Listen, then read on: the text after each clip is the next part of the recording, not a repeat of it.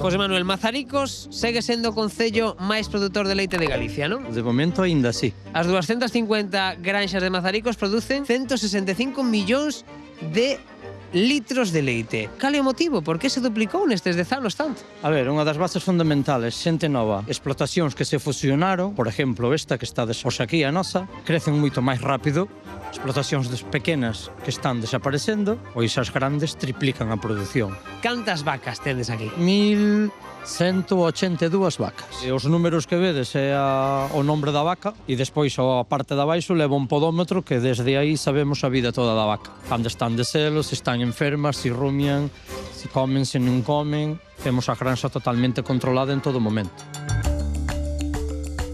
Este camión levará un pouco máis de 25.000 litros. É a produción que nós temos diaria e é a que vai cargar. Esa empresa o que fai transforma todo en proteínas para deportistas, para gimnasios, por todo o mundo. Supoño que 1.200 vacas comerán moito, non? Mira para todo isto.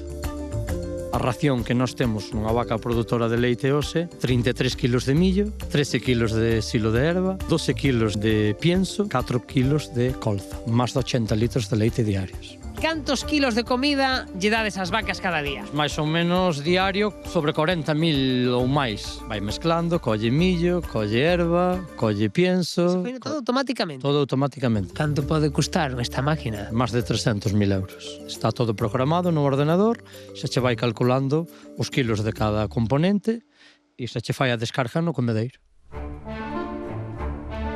Pois aquí imos 44 vacas á vez.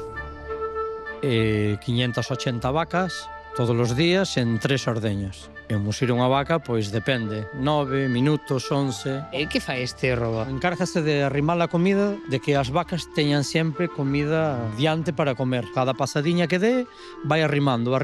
Así era a granxa no 2007 e así é a granxa agora, no 2026, Aquí era cando estábamos facendo as primeiras naves. Moito traballo, a verdade é que foi duro empezar. Duro. O objetivo principal era ter calidade de vida. Penso que os objetivos prácticamente están cumplidos. Pois cando empezamos con 200 vacas na granxa, os hai 1.200 e personas éramos 6 e hoxe somos 15.